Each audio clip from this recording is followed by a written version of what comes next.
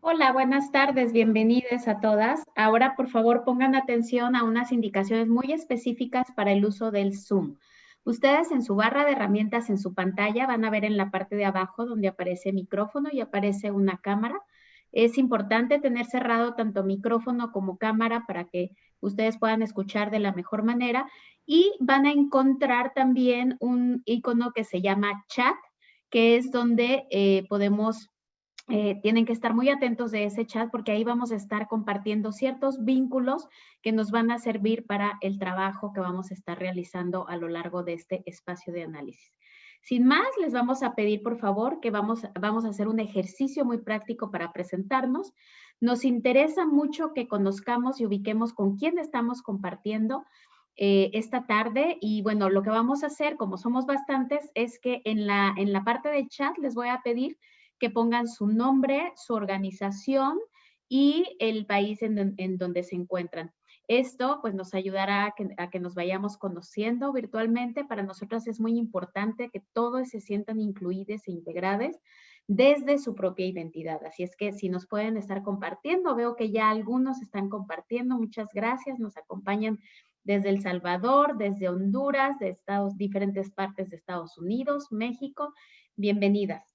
Muchas gracias. Ahora, para dar la formal introducción y bienvenida de este espacio, le voy a dar la palabra a Óscar Chacón, quien es director ejecutivo y quien además nos dará una breve explicación de la metodología del trabajo en este espacio. Muchas gracias por estar con nosotros. Adelante, Óscar.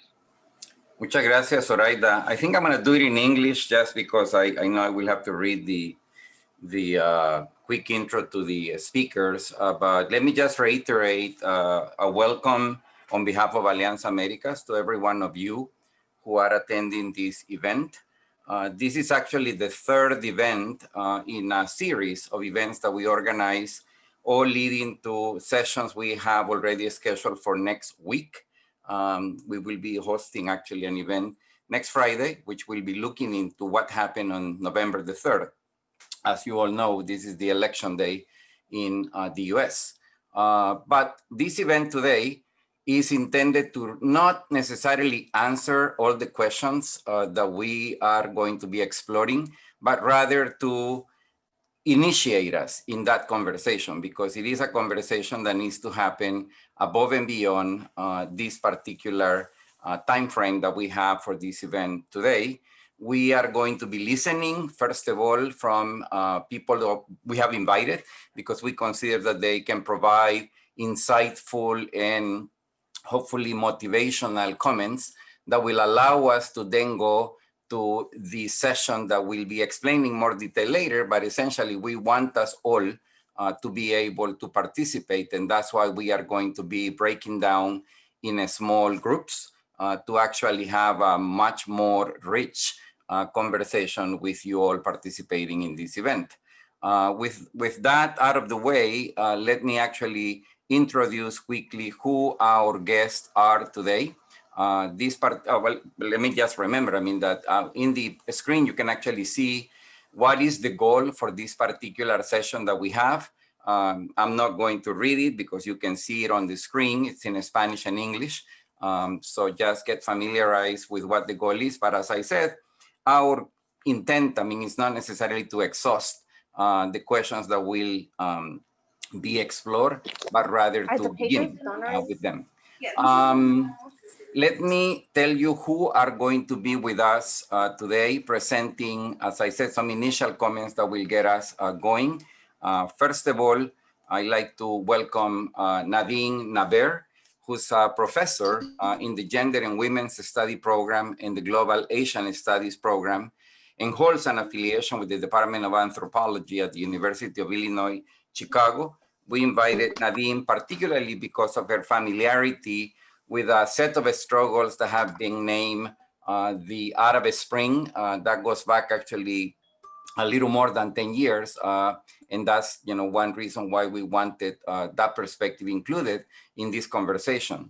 Second, following Nadine, we will listen to Juan Pablo Luna, who's a faculty member at the Political Science Institute and the professor at the Government School, both at the Pontificia Universidad Católica de Chile. And then we will listen from Axela Romero. She is a feminist. She's also a master's in public policies and a lawyer. And she does consulting on cross-cutting gender perspectives in Mexico and beyond. And finally, we will be listening from Bill Fletcher, who has been an activist since his teenage years.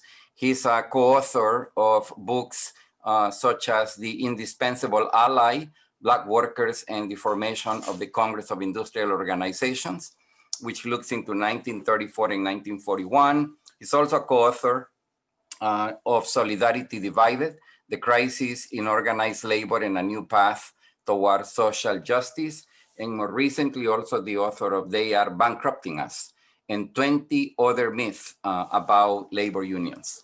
So without further ado, I'd like to welcome Nadine to get us going in this presentation. Oh, wait a minute, look, I think I'm actually making a mistake in the order of the agenda. I think that there is one other exercise we will do before diving into the actual presentations.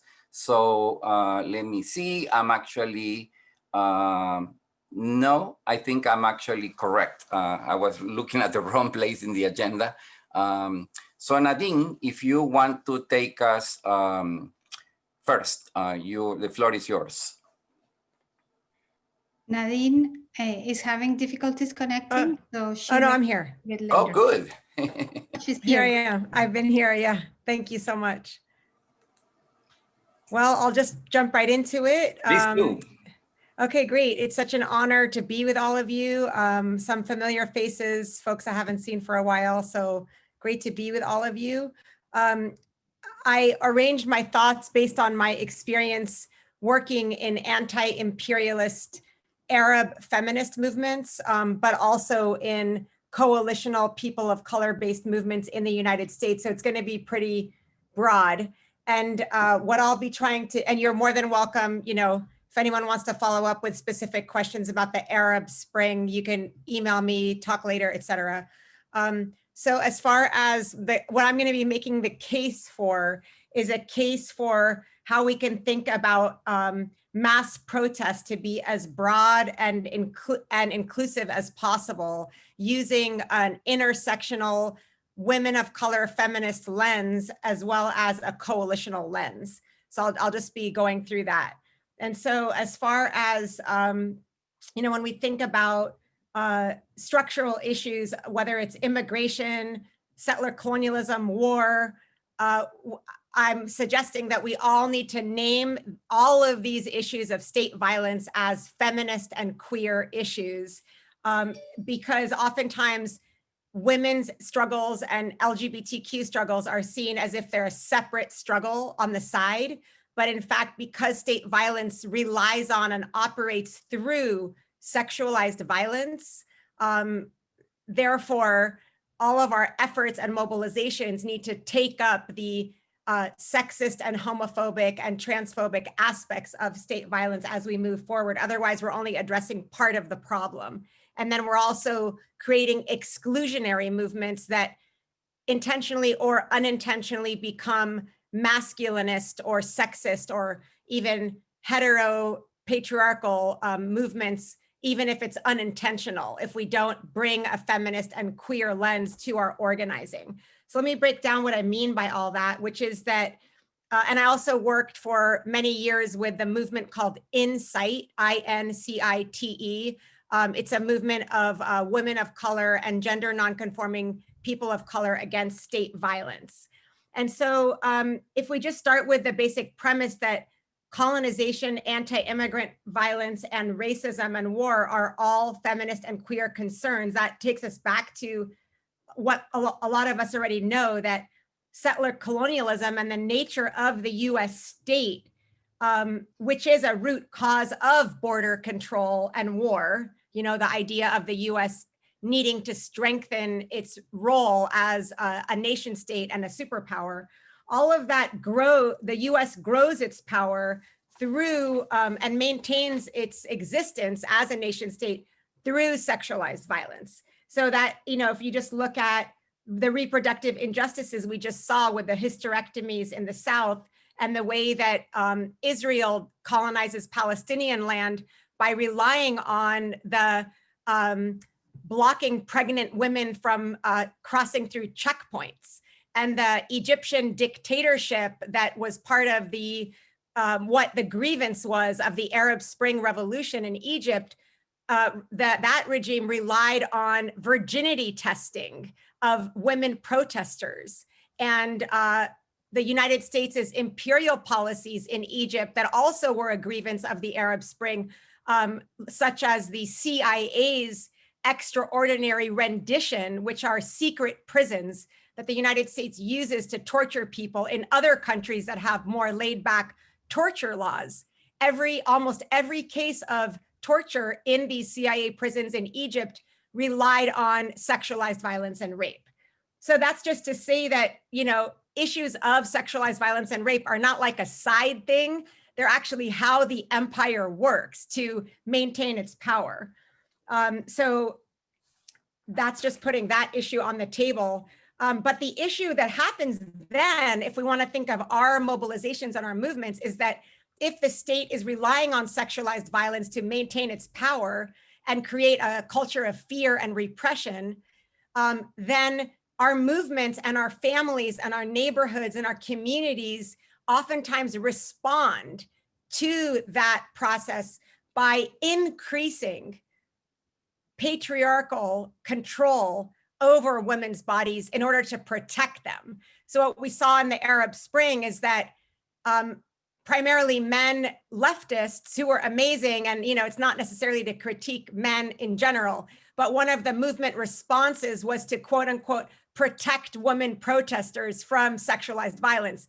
But what that did is it strengthened patriarchy in the movement on the streets, because it became a movement where the idea was that the men heroes were there to protect the women protesters. And the women protesters said, we don't want protection, right? We want to determine our own, destiny in this movement. And we see that in the United States with immigrant communities, that the more the state cracks down, there's a sense, at least in my Arab immigrant community, the idea then becomes, okay, so if there's extreme Islamophobia and anti-Muslim racism, then we need to make sure our daughters stay home or don't take the train or don't go to the political events at night because someone might pull off their hijab or their veil, et cetera. So these are just ways that the targeting of our communities through sexuality and sexualized violence has a ripple effect in our movements and actually creates patriarchal movement responses. So, so really, I just wanted to also point out that there's the ideas that are used, the stories that the state tells to further its imperial agenda also relies heavily on sexism. So if you think of like the justification for the war on terror is that the US is going to war to save the women of Afghanistan or Iraq. A lot of us are familiar with that rhetoric, but it's the same with the Muslim ban. A lot of people don't know that the Muslim ban actually has within the legislation several clauses that the Muslim ban is in place in order to protect Americans from Muslim men who enact honor crimes or are violent towards LGBTQ people. So here's President Trump protecting Americans from sexist Muslims. I mean, just think about how contradictory that is. And it's the same with histories of lynching and slavery, right? We all know that lynching was justified by the threat of the, Black men raping white women. And so this whole idea of like the state using these racist ideas about the sexuality of people of color in order to justify state violence and slavery and racism has been here all along, and it just gets reapplied differently depending on the people at the moment. And so if we really want to end racism and state violence, you can't leave out the key justification of that violence, which is sexist forms of racism. And so I'll just move, since I don't want to go on too long, to the second few points, like second half, but I'll make it short, is the theme of joint struggle. All of my work and all the movements I've been part of work through a coalitional frameworks that I think are sort of, so I won't go into that. I'll just say what I mean by that is the idea that even though we all have different struggles, we are united through the way that US imperialism connects us. So the US war on terror, for example, justifies the militarized policing in Black neighborhoods. That's why we have SWAT teams going in to kick homeless women out of a house rather than, so that idea of the Israel training US police, the idea of the military and the police sharing technology. So now we have this intertwining that grew with the military industrial complex, grew alongside the prison industrial complex out at the Reagan era and the post-Reagan neoliberal economics that grew globally and intertwined these systems.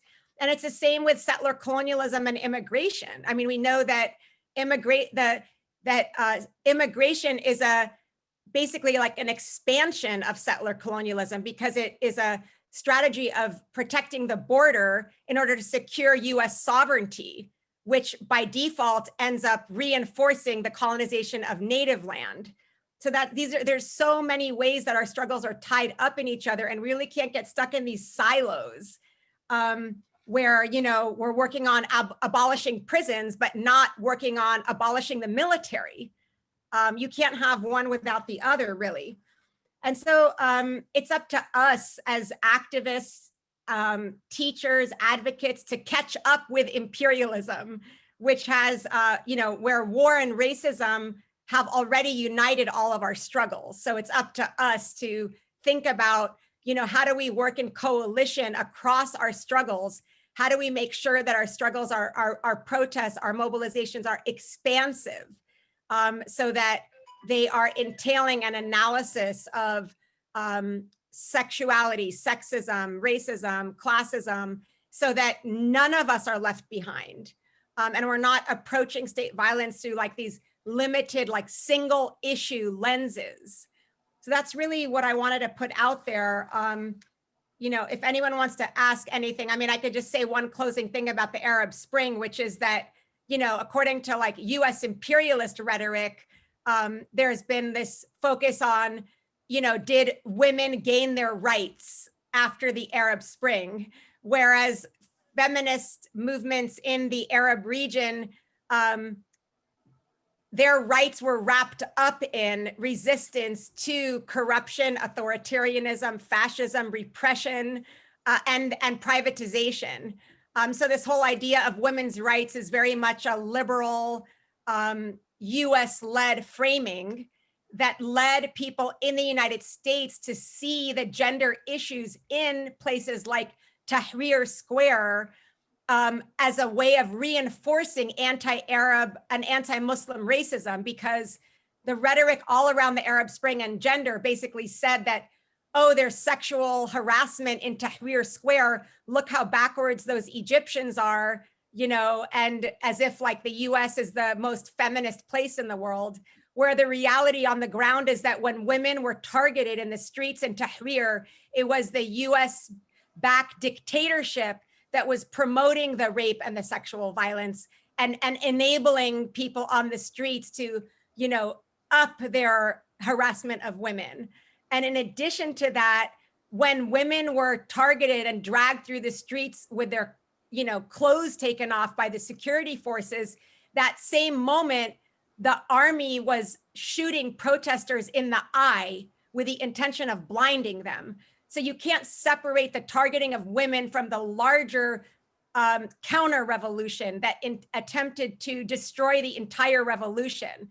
So again, you can't separate out the women's issue from the larger mass mobilization against state violence. So I'll end with that. Thank you very much, Nadine. We are grateful for your comments. I want to just highlight the fact that partly what motivated this conversation that we are having today is the fact that protest has actually been fairly widespread around the world for a long time, but most definitely over the past 10 years. I don't know if one of my coworkers can actually help me show on the screen a map that was prepared just to familiarize those of you who may not be familiar with the issue, that we have actually had an incredible amount of public, anger, public outburst of energy all around the world. And I think that that is something that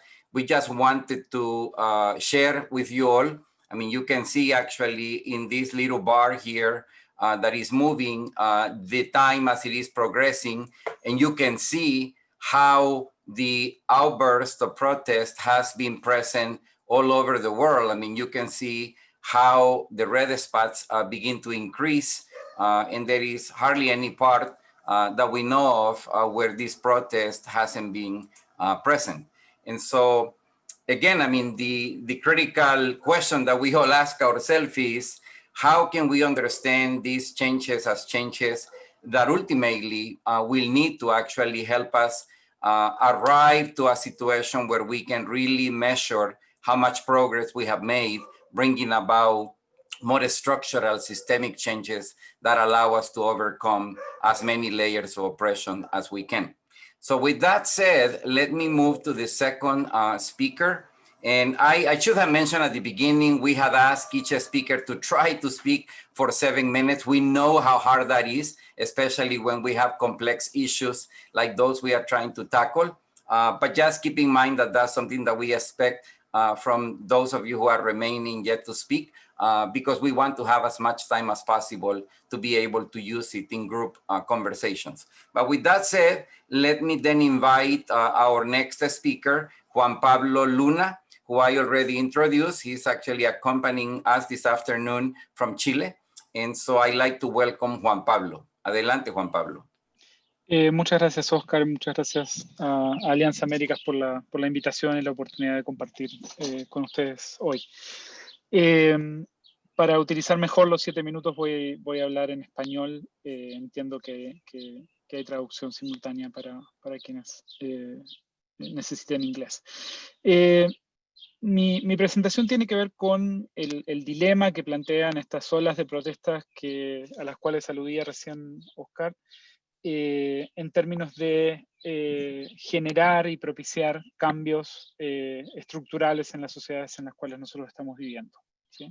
Entonces tenemos en el mundo esta difusión de olas de protestas que tienen sin duda un efecto disruptivo muy fuerte en términos de agendar ciertos temas y ciertas problemáticas, eventualmente disparar cambios importantes, por ejemplo, en términos de la remoción de presidentes o presidentas impopulares, el presionar por cambios en el corto plazo respecto al sistema político en el cual por el cual los países están siendo gobernados, etcétera, que al mismo tiempo han generado, y esto lo mencionaba Nadine también en su presentación, y disparado una escalada de represión estatal y de violencia estatal en contra fundamentalmente de minorías, cuyos derechos humanos son violados de forma sistemática en estos contextos, y que al mismo tiempo generan como un sentimiento de épico y un momentum que en muchos casos hoy la política institucional no tiene, ¿no? Entonces, el problema fundamental o la limitación fundamental que tienen estas protestas no es necesariamente el disparar cambios en el corto plazo, sino en sostener estos cambios y profundizar estos cambios en el mediano y en el largo plazo. Y eso es un poco, digamos, el resto de la presentación y cuáles son esos problemas y por qué las protestas, siendo tan importantes, estando en expansión en las democracias y también en regímenes autoritarios hoy en el mundo, muchas veces terminan frustrando expectativas y de alguna manera recediendo o llevando el agua hacia atrás luego de que la protesta cede. Y en ese sentido, digamos, parte de la explicación tiene que ver con los contenidos de las protestas o con las demandas que se expresan en la protesta. Muchas veces estas protestas se articulan en términos de single issue platforms, o sea, plataformas como de un solo asunto o de un solo issue, y es difícil, más allá de ese issue, estructurar una acción colectiva sostenida. Y muchas otras veces, o en conjunto con estos énfasis más bien en single issues, las protestas se articulan más bien en contra de algo, de alguna manera expresan un sentimiento anti-institucional, anti-establishment, y tienen un gran poder de movilización en términos de mínimos comunes denominadores que tienen que ver con oponerse al poder, pero luego encuentran limitaciones en el momento de, por un lado, sostener la protesta en el tiempo, y al mismo tiempo pasar y transformarse de un movimiento destituyente, ¿sí?, en un movimiento de carácter más constituyente, digamos, en el cual puedan articular organización y trabajo político sostenido en el tiempo. En ese sentido, y pensando un poco, digamos, en el caso chileno, que también fue parte de lo que se me pidió, a lo que se me pidió referirme, el problema que tenemos hoy es que este ejercicio de organización y de vertebración política, ¿sí?, de meterse al juego político a disputar espacios de poder en la arena institucional, genera hoy mucho menos épica, es mucho más lento, es mucho más sucio y es percibido como mucho más sucio porque involucra una negociación política que no es necesaria hacer en el movimiento de protesta y en la marcha. Se empiezan a discutir y a disputar cargos, lo cual genera siempre, digamos, tentaciones y desviaciones que van por el lado de la personalización y por el lado de la polarización entre gente que cree que puede ser la mejor para representar al movimiento. Y de alguna manera, cuando estos espacios, digamos, de protesta intentan articularse en la arena institucional, muchas veces pierden la épica, pierden la legitimidad y terminan rápidamente frustrando expectativas, ¿sí? Déjenme contarles un ejemplo de Chile de hace un par de años. Nosotros tuvimos una toma feminista en la universidad. Fue una toma en la cual las estudiantes se tomaron los campus de la universidad y decidieron imponer, digamos, o implantar un sistema de vocerías rotativas, ¿sí?, para negociar con la universidad y con las autoridades de la universidad, y para salir a dar vocerías a la prensa.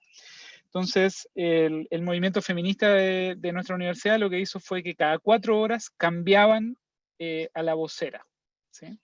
Yo tenía muchas de estas estudiantes, estaban en mi curso y luego de la toma pude conversar un poco con ellas y les dije, bueno, ¿cuál es la razón por la cual ustedes cambian la vocera cada 4 horas? Y nunca se repetía una vocera con quien negociar o la que hablaba con la prensa.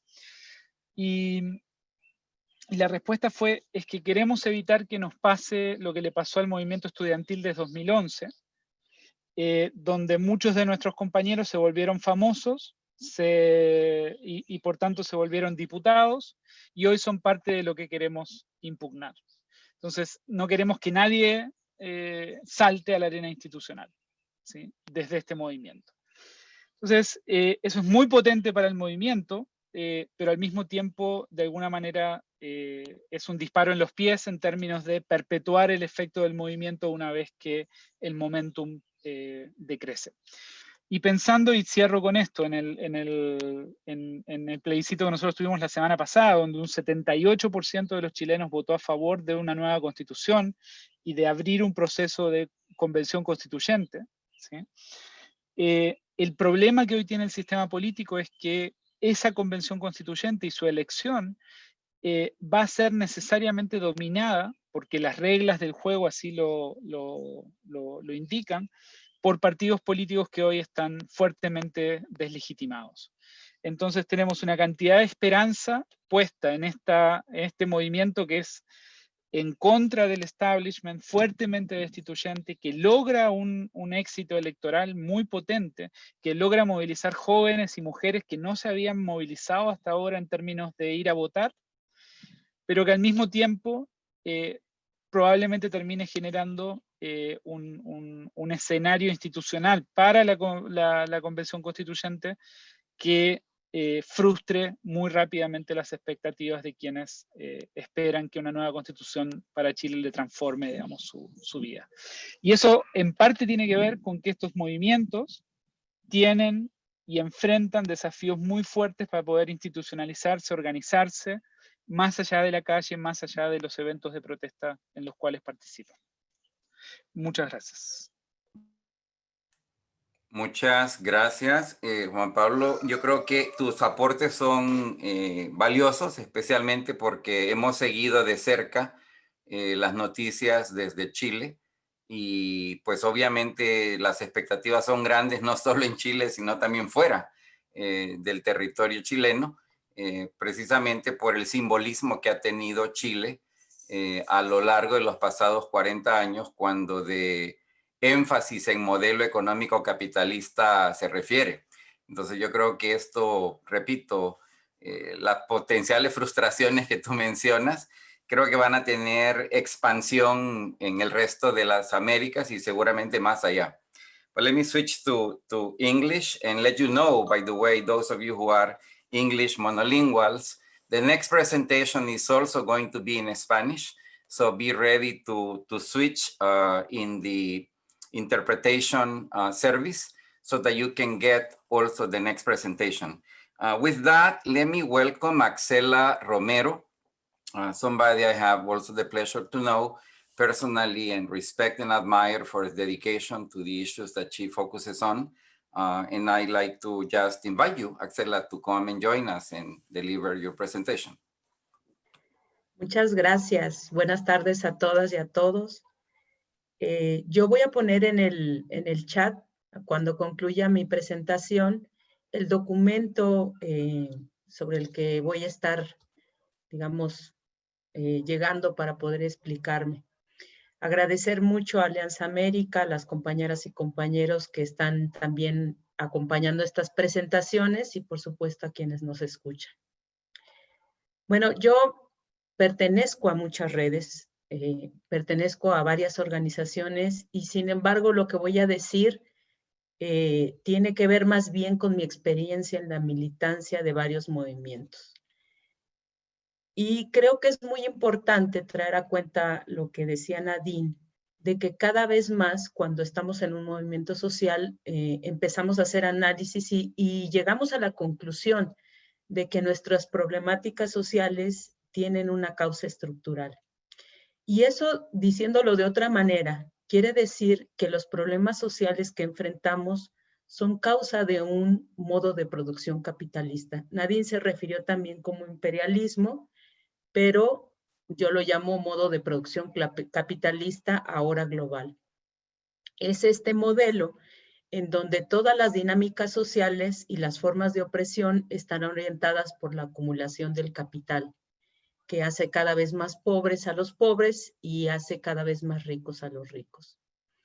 Esta declaración no es un producto no es trasnochada, pues, incluso son ideas que vienen del foro de Davos, fueron expresados ahí. El capitalismo, hay que ponerle limitaciones, porque si no, incluso el planeta se nos va de las manos. Entonces, identificar el desafío común que hay en todos los movimientos sociales actuales es muy importante, porque mi apreciación es que los movimientos sociales seguimos caminando en carriles paralelos cuando debiéramos estar dedicando muchos esfuerzos a encontrarnos en esto que nos es común. Ahora, yo esto lo menciono porque la movilización social, como nos pidieron en la pregunta, es en realidad una estrategia, es un camino para lograr algo. Entonces, una estrategia se pretende, pues en el largo plazo, a cambiar o desestructurar los efectos más cruentos del capitalismo, a lograr cambios constitutivos, como mencionaba quien me precedió, pero también tiene metas intermedias, o sea, no hacemos una cosa para ganar todo, ¿no? Sino vamos planteándonos metas intermedias. Así, una primera conclusión de lo que estoy diciendo es que las estrategias en realidad se eligen con base en el contexto específico. Es decir, no en todos los contextos será útil o será necesaria una manifestación, una movilización. A veces pueden ser mejor otras estrategias, pero eso solo se puede valorar considerando el contexto específico en que pretendemos lograr un cambio. Y otro comentario antes de pasarles a contar dos experiencias en las que contribuí, es que las estrategias más efectivas en realidad son multiestrategias. Es decir, para influir en una coyuntura política específica, en realidad estamos impulsando diversas estrategias. Una de ellas puede ser la movilización. En la medida en que las visibilicemos y las articulemos y las coordinemos, pues lograremos cambios más sustantivos. En el 2007, en la Ciudad de México, hubo un movimiento que logró la despenalización de la interrupción del embarazo. Se trataba de la culminación de una lucha de 70 años del movimiento feminista en mi país, que cada año denunciábamos que por lo menos 100,000 mujeres pobres y violentadas morían por abortos clandestinos. Yo lo que quiero decir aquí, probablemente la interrupción del embarazo no compartan pues esta demanda, pero para las mujeres en México era muy importante porque sufrimos niveles de violencia muy parecidos a los que mencionó Nadine y no tenemos garantizados los derechos reproductivos. Así que durante un año entero las feministas nos movilizamos en la calle para informar a la población, para denunciar una moral hipócrita que protege la vida intrauterina, pero no la vida de las mujeres que ya están vivas, ¿no? Y al mismo tiempo desplegamos otro montón de estrategias que no eran tan visibles, pero fueron críticas para el logro. Por ejemplo, hubo grupos especializados de feministas en la elaboración de legislación, al mismo tiempo, Hubo grupos que se dedicaron a formar a periodistas en el tema, porque la información, digamos, hegemónica sobre el tema en los medios de comunicación, pues estaba muy sesgada hacia los grupos pro vida. También hubieron grupos que cabildearon. Yo, incluso personalmente, hice un amicus curiae, que es un instrumento que se presenta ante los magistrados, los altos tribunales en México, explicando por qué esta despenalización estaba acorde con los estándares internacionales de derechos humanos. Y compañeras, hubo muchos grupos buscando financiamiento, porque todas las demandas, digamos, todo este entramaje de actividades necesita financiamiento. Es todo esto junto, ¿no? Y acumulado en el tiempo lo que logra que finalmente se apruebe esta reforma al Código Penal y las mujeres puedan decidir interrumpir su embarazo antes de las 12 semanas. Otro caso que quiero comentar con ustedes es el caso de la conformación del primer programa especial de migración en México, que fue del 2014 al 2018. México es un país tradicional de origen, tránsito y destino de personas migrantes y es en este momento una de las fronteras más peligrosas para las personas migrantes. Sin embargo, en nuestro gobierno, las acciones para proteger a las personas migrantes estaban regadas en distintas instituciones y eso dificultaba mucho la implementación de las políticas, la asignación presupuestal, pero sobre todo el escrutinio de los ciudadanos, de los y de las ciudadanas. Entonces, coordinadas bajo una red que denominamos COMPA, y por cierto, donde nos encontramos mucho, sobre todo con las compañeras de Alianza América, impulsamos una multiestrategia que incluyó la formación, la generación de información, porque en muchas de las problemáticas sociales no contamos con la información de la magnitud de estas problemáticas, de los efectos que tiene.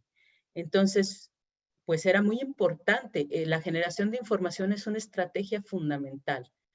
También contamos con un grupo muy especializado de académicos. Ya ven que luego tenemos problemas para decir, bueno, los académicos deberían estar en los movimientos sociales, pero ¿qué tareas se les asignan? Bueno, ellos estuvieron muy presentes en la sistematización de un montón de agendas, porque cuando decimos movimiento de migración, decimos albergues, decimos organizaciones religiosas, decimos organizaciones como Alianza en otros países, decimos muchas cosas. Entonces, había muchas agendas y era necesario sistematizarlas para llegar a una propuesta concreta de política pública. En eso estuvieron trabajando las y los académicos con mucha, pues con este endamiaje metodológico y teórico que tienen y que nos permitió hacer una propuesta muy concreta. Y había mucha gente difundiendo y había mucha movilización en términos de participar en todas las regiones de este país en foros de consulta para lograr finalmente que contáramos con este instrumento, el Programa Especial de Migración, que es un rector de política federal y que nos ha permitido a lo largo del tiempo seguir teniendo una postura ciudadana de monitoreo y evaluación de la política pública. Entonces, la movilización sí es una estrategia que sirve mejor conjuntamente con otras, pero que sí tiene algunas características sobre las que regreso. Por supuesto que es una estrategia muy buena para mostrar fuerza política y para modificar la coyuntura de fuerza en un contexto específico. Pero además, muchas de nosotras iniciamos nuestro activismo justamente en manifestaciones, en movilizaciones masivas. Así que esta estrategia en particular tiene un espacio en donde se puede convertir en aprendizaje, en donde llegan personas que están indignadas, pero que no necesariamente comparten el análisis ni tienen una opción organizativa clara. Entonces, aquí podemos aprovechar para hacer de la movilización un espacio de aprendizaje. O como dicen los teóricos, de producción de subjetividades, de un somos comunes y enfrentamos un desafío común.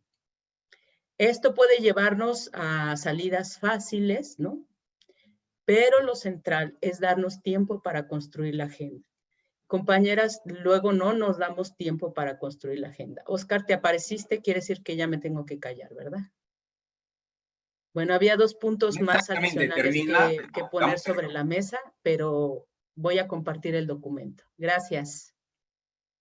Pues muchas gracias, Axela. Agradecemos tus comentarios. Let me, in the service of time, move quickly to our next speaker.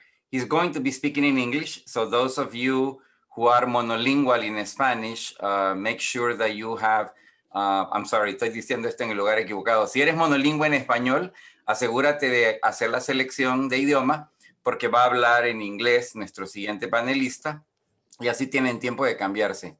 So let me invite our next and final speaker this afternoon before we actually go working groups, Bill Fletcher, also a dear friend. Please, the floor is yours. Thank you, Oscar, and good afternoon, buenas tardes. It is an honor and a pleasure to be with you. I will try to keep my remarks as brief as possible.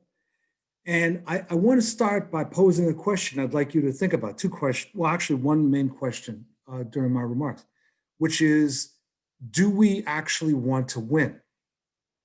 Now, this may sound like a self-evident question, but over the years, I've begun to rethink whether much of the left, domestically and globally, really wants to win, or whether winning is scary, and whether winning brings to mind for many people a messiness that they would rather avoid.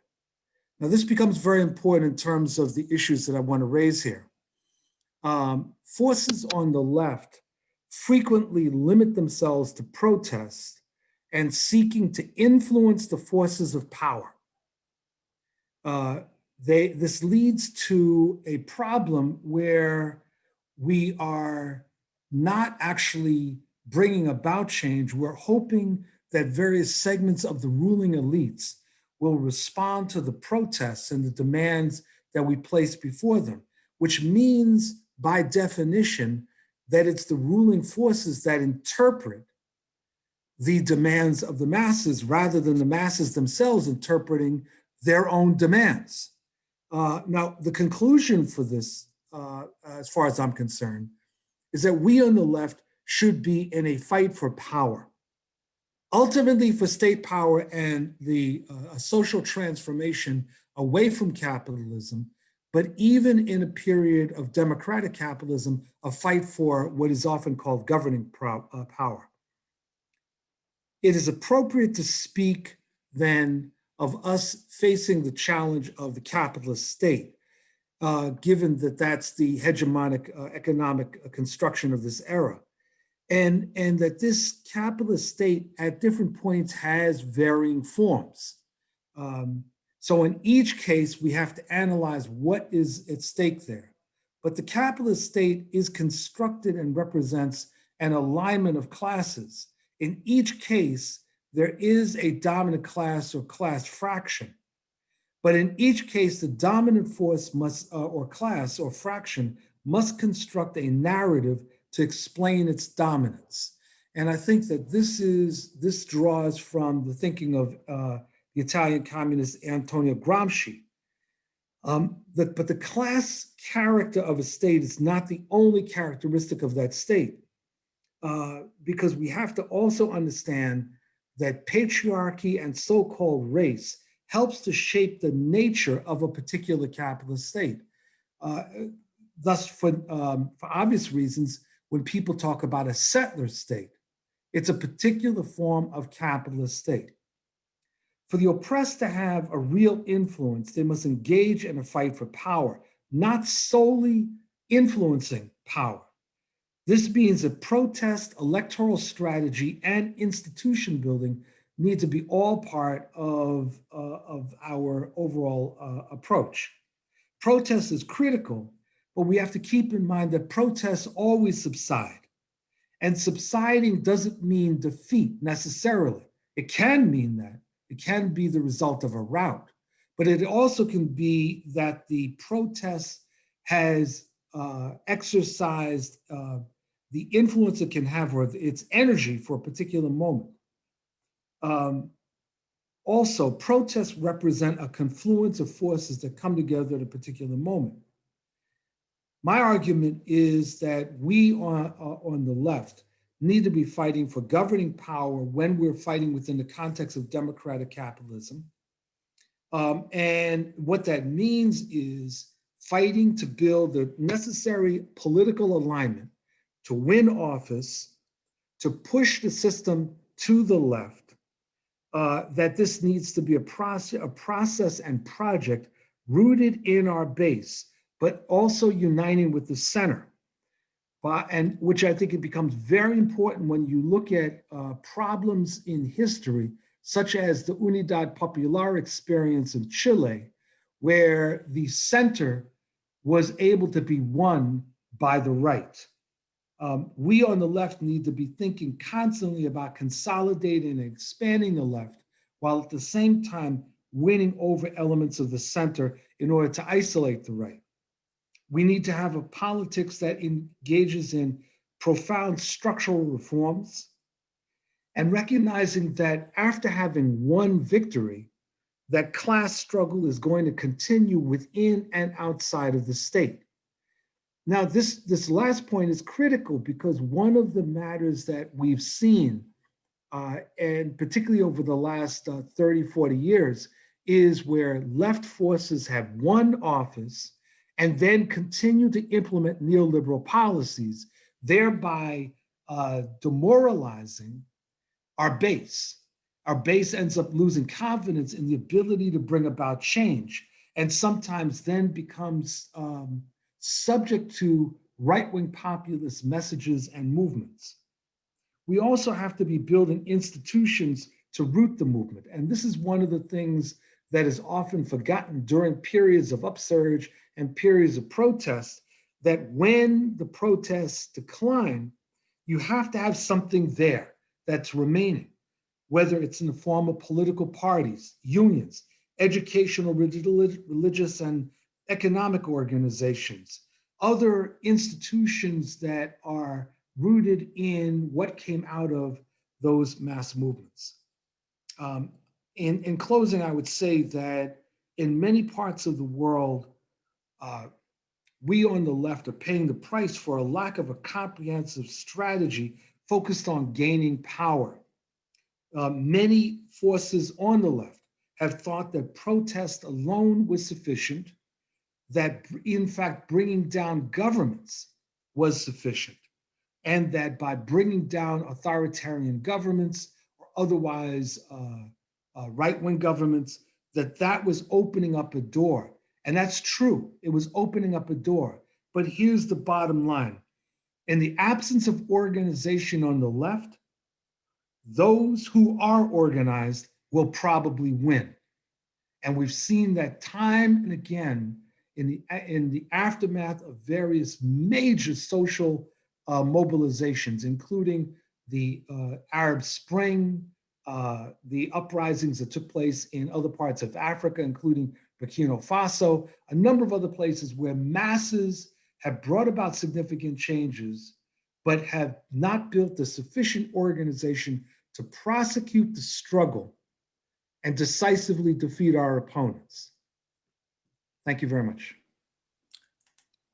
Thank you, Bill. I would say that every single of your comments, not just you, Bill, but every single of the speakers' contributions will actually help us have a rich conversation, which I am sure we will not be able to settle on the questions that we will be asking you to deliberate about, but it will certainly help us get some serious food for thought for us to be able to actually continue this conversation well beyond this afternoon. And I think that especially in the case of the US, at the very eve of a crucial election, I think that we will have a lot to talk about on questions of protest and power. So thank you again, all of you.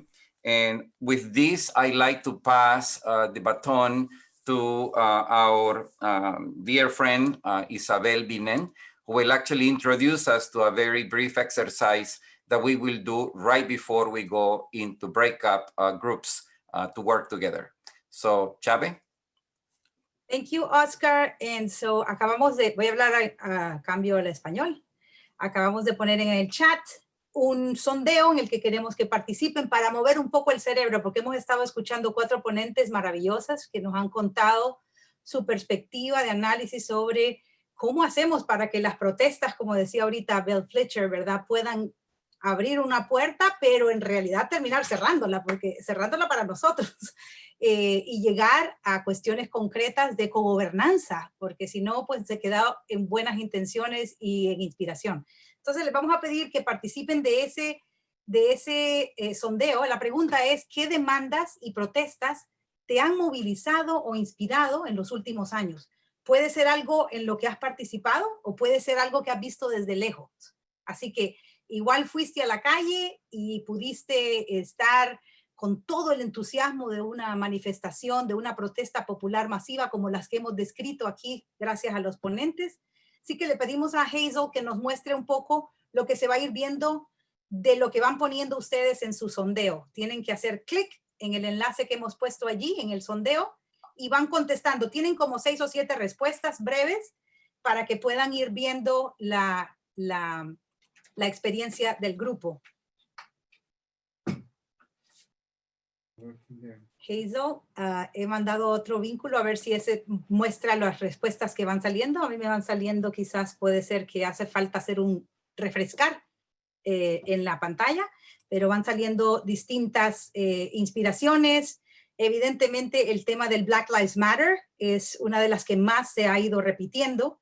El tema de Abolish ICE va saliendo grande. También va quedando grande el tema de Ni Una Más, que han sido manifestaciones antipatriarcales de carácter feminista. Ahí la vamos viendo. Muchas gracias, Hazel, por proyectarla. Vemos algunas otras que tienen que ver con movimientos de antiprivatización, las luchas por el TPS, luchas indígenas lideradas por indígenas, la defensa del DACA, en Honduras los movimientos contra de Juan Orlando Hernández, las feministas en México, los feminicidios y las marchas en contra de esos, el Uprising for Black Lives, que ha sido pues no solo en Estados Unidos, sino ahora ya global.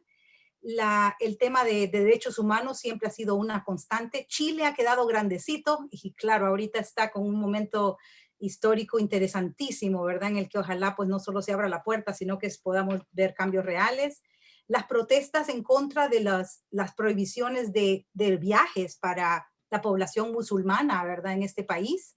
Vuelve a salir Honduras contra va saliendo más grande. Un día sin mexicanes, es muy interesante que se va repitiendo varias veces. El Salvador con el tema del agua, Women-led actions, también las acciones que han sido lideradas por mujeres, las protestas de indígenas en Standing Rock en contra del pipeline, del Dakota Pipeline. ¿Qué más? Un montón, temas de pipeline, hay varios. El tema de la educación, el plebiscito en Chile, y cómo incluso pues está llegando ahora, se ganó el plebiscito. Black Lives Matter vuelve a salir, salió en inglés y en español y con siglas. En 2018 el tema de la separación de familias, el tema de Puerto Rico va saliendo también. Y como ven, muchos temas que nos han ido movilizando. Muchísimas gracias por participar, 53 de ustedes en este sondeo. Les agradecemos que hayan podido contarnos sus experiencias. Pasamos ahora a nuestra presentación del trabajo grupal para que podamos con este calentamiento de motores, ¿verdad? Nos comentaba Oscar que este mapa que fue hecho por un estudiante de la Universidad Estatal de Pensilvania, una herramienta fabulosa en la que se sistematiza pues las manifestaciones que han habido desde el 79 al 2014. Imagínense si fuera el 2019 dicen que es donde más manifestaciones han habido registradas, así que todavía se vería mucho, mucho más rojo.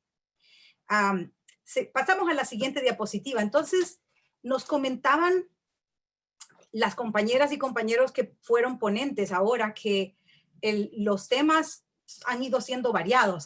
Hay temas que han sido en contra del patriarcado, del heteropatriarcado.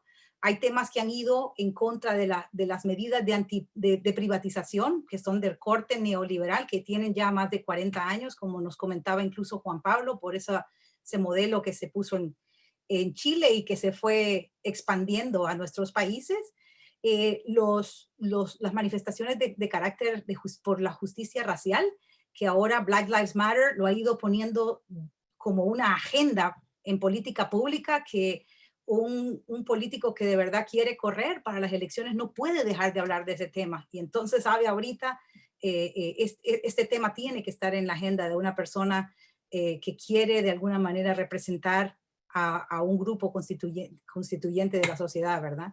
Los temas de justicia ambiental son otros que han ido agarrando cada vez más fuerza. Dice Noam Chomsky que hay dos amenazas grandes para el planeta. Uno es el tema de la destrucción por armas nucleares. Estamos más cerca que nunca a la destrucción del planeta por armas nucleares.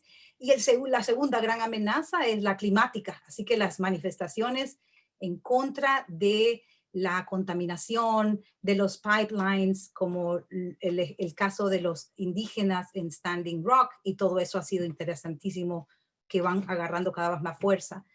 Han mencionado algunos de los ponentes los casos de corrupción que han sacado presidentes, legisladores, como en Guatemala, por ejemplo, vemos ahí el ejemplo, y casos antiautoritarismo, como en el caso de el eslogan fuera Juan Orlando Hernández de mi país, Honduras. Hay aquí frente a ustedes 6 ejemplos. Entonces, lo que vamos a hacer en el trabajo grupal, y si pasamos a la siguiente diapositiva, Hazel, unas 2 diapositivas más para que vean un poco la pregunta. La pregunta que le va a tocar a cada grupo tiene uno de esos 6 temas que hemos definido. El grupo 1, por ejemplo, le va a tocar la justicia racial y nos van a hacer una pequeña lluvia de ideas de algunos otros ejemplos de protestas en torno a la justicia racial que ustedes quieren rescatar y que les parece que han sido importantísimos para que podamos aprender de ellas. En segundo lugar, y es donde queremos que se concentren más, van a responder a la pregunta que tienen frente a ustedes en español y en inglés. ¿Qué haría falta para alcanzar cambios estructurales sistémicos? Porque como bien decía ahorita Bill Fletcher, ¿verdad?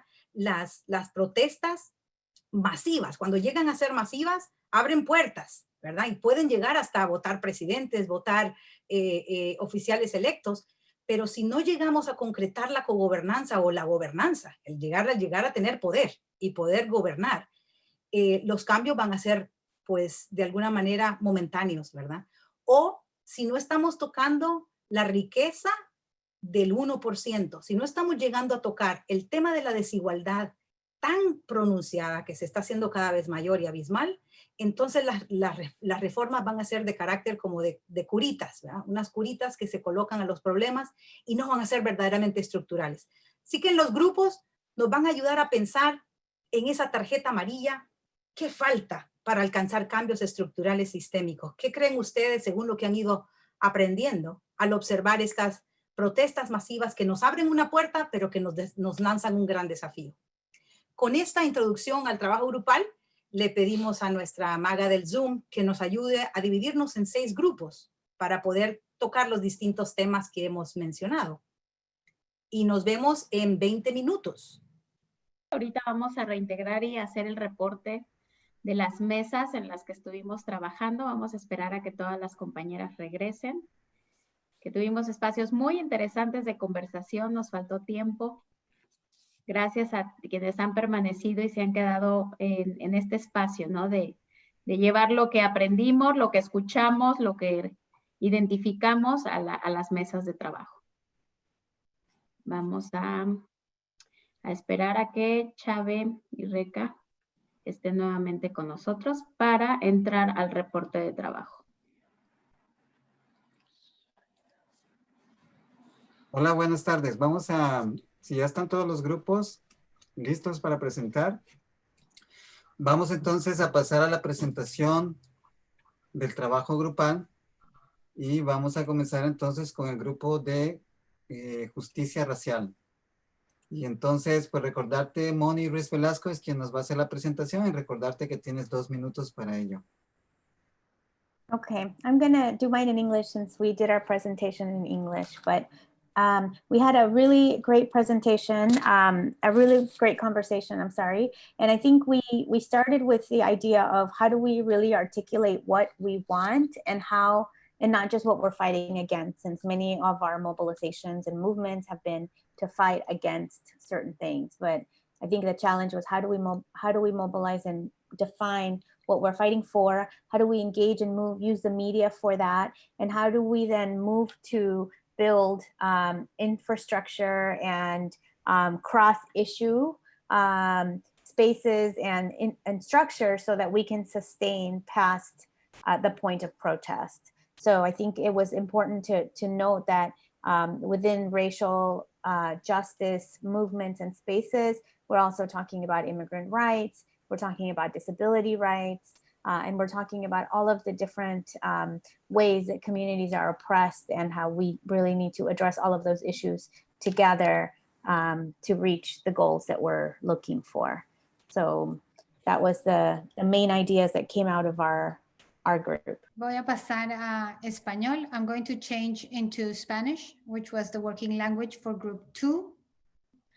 El grupo 2 tuvimos el tema de la privatización y sin duda este es un tema interesante y destacamos en el grupo con algunos ejemplos.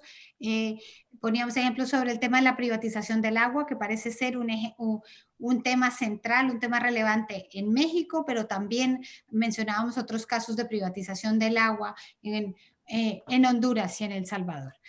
Hablamos también de la privatización de las playas y de la lucha de las personas por tener acceso a la playa, al mar, a los lagos, como una segunda lucha que identificábamos. Hablamos también del debate en torno a la salud en Estados Unidos, ¿no?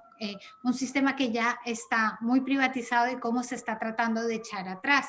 Y esto es importante recordar que en algunos de estos temas a veces pareciera ser que ya hubo una medida dada en un sentido, pero se puede echar para atrás.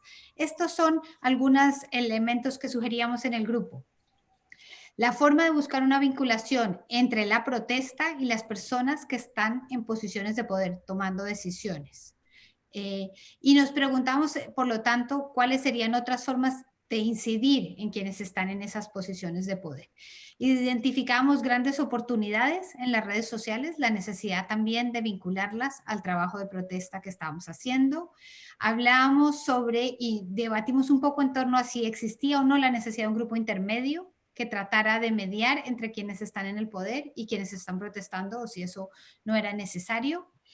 Hablamos también de la importancia de desarrollar habilidades de incidencia y de negociación para este tipo de trabajo. Tal vez volvíamos a algunos de los ejemplos que nos mencionaban los panelistas. Hablamos de votar, cómo con nuestro voto resolvemos a quién ponemos en posiciones de poder, y también discutíamos si algunas limitaciones en torno a quienes están en el poder, cuántos periodos, la posibilidad de la reelección, la posibilidad de la revocatoria del mandato, ayudan a como parte de las estrategias en torno a las protestas. Y por último hablábamos de la posibilidad de utilizar personas, digamos que tienen cierto reconocimiento en la comunidad como aliados estratégicos importantes. Hablamos de artistas, deportistas, debatíamos también si los líderes religiosos pueden ser un aliado o no lo son. Ese es el resumen de la discusión en el grupo antiprivatización. Gracias.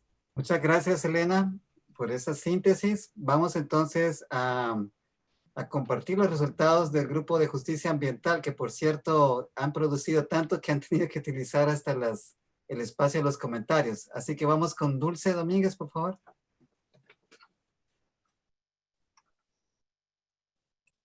Hi, everyone. My group was in English, so I will be doing the report back in English. For those of you that want to hear in Spanish, just click on interpretation to hear it estoy diciéndolo en inglés y es para español. Voy a hablar en inglés, pero si necesita la interpretación para español, abajo pueden cambiarle en español para que puedan oír la interpretación. So my group talked about climate justice, and some of the examples we highlighted were Greta Thunberg as a figure that's driving a lot of movement around climate justice. We also talked about the Sunrise Movement, which is a youth-led organization, including or bringing on youth leadership to this topic. We also talked about Cancer Valley and the fight of Indigenous people reclaiming land and water and other resources. And we talked about more local movements, such in the case of Waukegan, where I'm from, and the coal plants that are based on our lakeshore. And some of the things that came out of this discussion and these examples were a couple things, including the need to bring on more diverse intersectional coalitions. Guadalupe actually talked about the need to recognize the intersectionalities of climate work. So not only is climate change a racial justice issue, but it's also a migrant issue. And then we also talked about the needs to better communicate the economic benefits of climate change policy. Abel mentioned that while we do have some proposals in place, it's sometimes not clear how they're taking into consideration the economic effect it's going to have on lower income families. So making sure that there is also a clear plan for them. And with that, also just having better communication to make these movements more accessible. So while many of our communities are trying to just survive the day, facing different things that are happening, they might not recognize how climate change is playing into some of these economic inequalities that we're facing. We also talked about local level organizing, which I think also pairs with just broadening our coalitions to create better collective power. And yeah, I think that I got the highlights, so thank you so much. Muchas gracias, Dulce. Seguimos con el grupo que ha trabajado las protestas ante el patriarcado y ahí tenemos como facilitadora a Sori. Gracias, Reca. Pues nosotros también tuvimos una buena conversación. Axel, la panelista, estuvo acompañándonos, así es que se complementó la conversación. Hablamos que sobre las estrategias sería importante la educación, por qué se está participando, cuál es la meta y para qué se está haciendo. Escuchar a las personas que están siendo directamente impactadas o afectadas también para ayudar a construir la agenda. Tener aliados dentro del sistema y en todas las partes que se pueda para poder impulsar cambios en el sistema. Enfocarse en temas e informar a la comunidad y hacer un plan, tomar nota de los participantes, hacer como una evaluación de qué estuvo bien, qué no estuvo bien, cómo vamos a dar seguimiento, involucrar participativamente a la gente, reconocer cuáles son sus fortalezas, concientizar previo a la manifestación, creo que también es importante para que la gente no llegue desapercibida. Como hablamos, educar dentro del sistema, a veces se logran cambiar políticas, pero todo el sistema no se educa, y las conductas o la atención sigue siendo la misma. Crear foros dentro de chat, ahora en el tema de la virtualidad se han creado foros, se han creado protestas virtuales, pero también hay una gran población que queda fuera, ¿no? Que no tiene acceso, no dejar de reconocerla es importante. Evaluar la movilización, como lo dijimos, y tomar en cuenta las diferencias en las edades, en los recursos, en el conocimiento, la justicia del lenguaje. Yo creo que en la medida en la que involucremos, en la que informemos, eduquemos y demos seguimiento, podemos lograr cambios estructurales en el sistema, tanto de la política pública, pero también en los sistemas de protesta. Muchas gracias, Sori. Me encanta la perspectiva educativa, concientizadora que este grupo ha presentado, puesto que este tipo de movimientos necesitan de esos esfuerzos para hacer más amplias las reivindicaciones al resto de la sociedad. Vamos entonces ahora con el siguiente grupo que ha trabajado los esfuerzos, las luchas, las protestas en contra de la corrupción. Y ahí tenemos como presentadora a Yanira Arias. Reca, thank you, Reca. Voy a hacer mi presentación en inglés, así que por favor manténgase en su canal de interpretación. Our group, the conversation was in English, and although the example we had, it was the Guatemala anti-corruption protest, we tried to have the conversation between the Central America region and the United States, and some of the examples that came to the table were the corporate events, acts of people rising up against corruption, corporate corruption. For example, plastic factories in Louisiana, the movement involved in denouncing the profiting out of detention centers, the Occupy movement against Wall Street, the Honduras faith religious groups also rising up against coming together with the civil society, and also how in Honduras there is a movement currently to ask where is the money, ¿dónde está el dinero? Movement, and the Puerto Rico, the verano in Puerto Rico, the Puerto Rican summer to kick out the then governor Ricky Rosselló. Some of what else is needed to reach out structural systemic solutions. We mentioned also education. We agree that in addition to being part of larger mobilizations, we have to have the knowledge of the root causes of the issue that we are speaking up against. Also creating international movements, having concrete proposals or demands that echo the various sectors, amending the constitutions. And this was something that it was seen as difficult because it's a long term, involves, at least in the case of the United States, involves bringing together more than 30 states, 35 states, and that all those 35 states stand together pushing for changing those, the content in the Constitution that continue to violate the rights of communities. Also to eliminate the stigmatization and criminalization of the protest, removing the high cost of bails for people who is arrested during the protest, eliminating the need to get approval to protest against is the criminalization of the protest, eliminating legal voter suppressions, not using the military force to suppress the actions of the people rising up, and better ways to mobilize quickly and efficiently. Muchas gracias, Yanira. Riquísima la conversación también allí. Creo que las sugerencias que hicieron ustedes con respecto a aspectos preventivos de las protestas, como por ejemplo el luchar porque las protestas no sean reprimidas de antemano y tener que pedir autorización para ellas, creo que son indicaciones prácticas muy buenas para todo tipo de protestas. Vamos a pasar entonces al último grupo que ha trabajado el tema del anti-autoritarismo y le pasamos el micrófono a Yancy Núñez. Hola, gracias Reca. I'm going to speak in Spanish. Pues nuestros ejemplos son las protestas contra el régimen en Honduras de Juan Orlando Hernández, la represión contra las manifestaciones feministas en México, el caso de la elección, de la reciente elección de la Corte Suprema en Estados Unidos, de la jueza Barrett. Y otro ejemplo es los indicios de autoritarismo en el actual presidente de El Salvador, Nayib Bukele.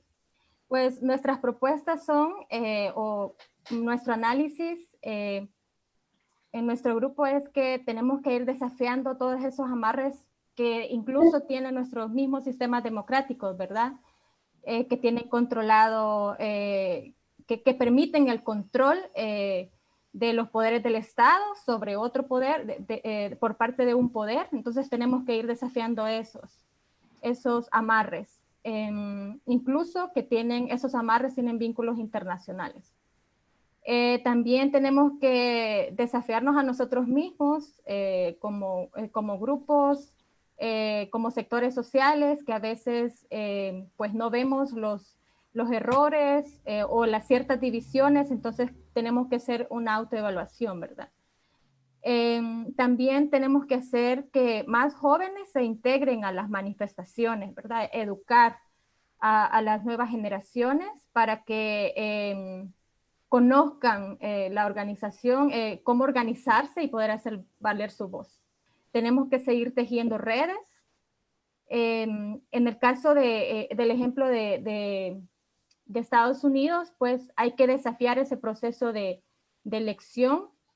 Una de las propuestas es que se asegure que los jueces no puedan tener nominaciones vitalicias, ¿verdad? Hay que ir desafiando esa conformación de la Corte Suprema. También hablamos de que necesitamos una ciudadanía más atenta a esos indicios de regresar a regímenes autoritarios, como es el caso de El Salvador, y el punto de los medios de comunicación, que son muy importantes en la labor que hacen. Entonces deberíamos apostar a medios informativos investigativos, ¿verdad? De más profundidad. Y por último, hablamos de la necesidad de información bilingüe, que lo que pasa de este otro lado del hemisferio, pues en Latinoamérica, llegue a la audiencia en inglés para tener mayor incidencia de nuestras luchas. Muchas gracias. Excelente, muchísimas gracias por esa presentación. Bueno, con esto terminamos la sección de trabajo grupal. Queremos agradecer a los 6 grupos por el trabajo riquísimo que han podido generar en tan poco tiempo. Quedan las notas ahí para el resto de los participantes que se van a compartir después. Y además aprovechamos también para volver a agradecer a los ponentes de esta sesión, Nadine Naber, Juan Pablo Luna, Axela Romero y Bill Fletcher Jr., quienes nos han traído por reflexiones que han surgido desde África, en la primavera árabe, protestas ciudadanas en Chile, en el sur de América, en México, las violencias contra la protestas en contra de la violencia en contra de la mujer, y finalmente arribando a Estados Unidos con Bill Fletcher. Muchas gracias a todos y todas las participantes que también han asistido a esta sesión, y terminaríamos con la última parte de esto, que es la evaluación, la cual se encargará de ello Dulce Domínguez. Gracias. Muchas gracias, Reca. Ok, en el chat van a encontrar un enlace que los va a llevar a la evaluación de hoy. Nos importa mucho saber si fueron claros los objetivos y si aprendieron algo. Y también bienvenimos sus comentarios. Entonces vamos a abrir el enlace.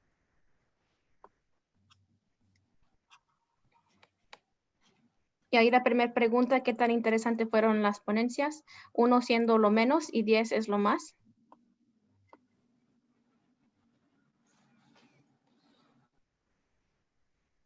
El segundo: ¿qué tan interesante fueron las discusiones?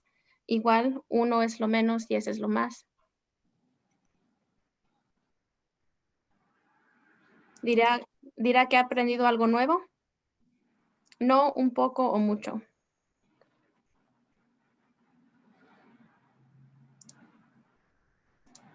Y también queremos saber qué posibilidades hay de que pongan en práctica lo aprendido en este taller. No, un poco o mucho.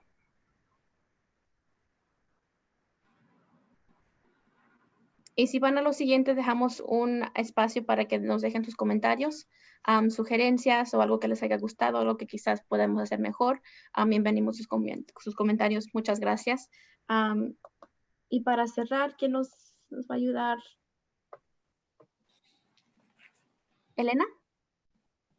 Bueno, desde Alianza Américas queremos agradecerles a todos ustedes la participación el día de hoy y a quienes han venido participando en estas 3 sesiones de análisis crítico estos últimos 3 viernes de octubre.